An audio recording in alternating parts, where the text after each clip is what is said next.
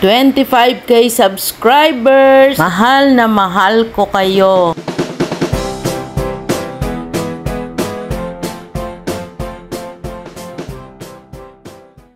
Hello guys! Kumusta po ang inyong mga aglaw nema? Madami pa rin po ang nagtatanong kung ano ang fertilizer natin. Wala pa rin po tayo sa complete kasi pinaka-safe na abono para sa halaman. Ngayong papalit-palit po ang klima, mainit ang panahon, maganda rin na lagyan po ninyo ng net ang inyong mga aglaw nema. Pwede nyo po ditong pasyalan para makita nyo rin itong garden na ito, ang Doyce Garden, Pulumbunga, Silang, Cavite. Itong aking vlog ay hindi po sinasadya.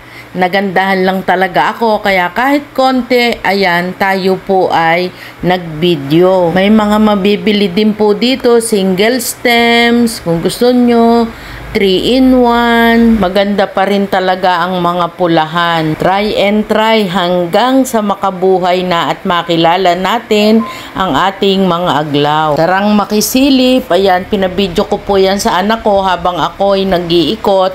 Meron po kasi akong halaman na hinahanap. Sigurado may magtatanong ano ang potting mix. Eto guys, ang aking potting mix.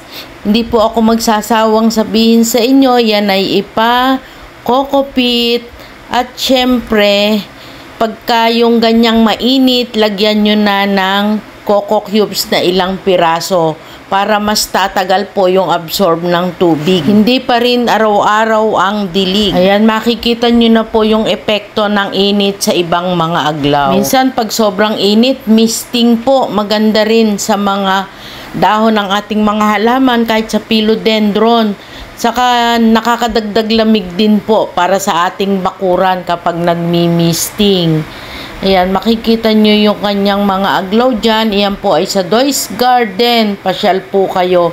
Minsan magla-live din po tayo dyan kapag natapos na namin yung mga dapat naming ayusin para sa anak ko. May mga inaayos lang po kami kasi kailangan po yung requirements. Kaya guys, pasensya na kung hindi po ako laging nakakapag-upload. Maraming salamat po sa 25K subscribers sa ating YouTube at 13K followers sa ating FB account. Kayo po ang inspirasyon ko, kaya ako ay magpapatuloy po sa pagbablog.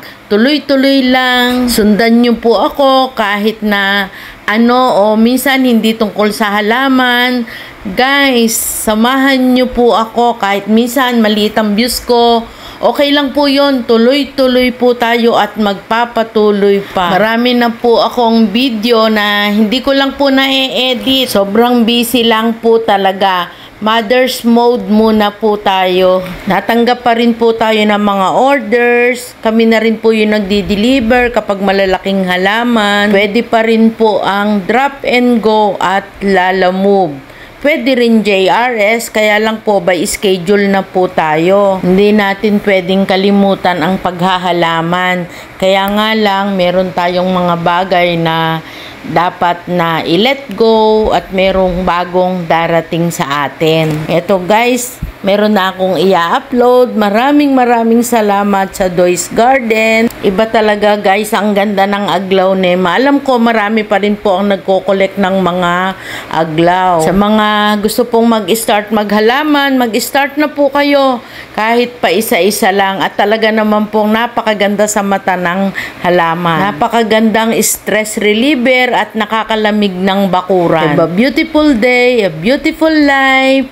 No stress, just relax. Bye!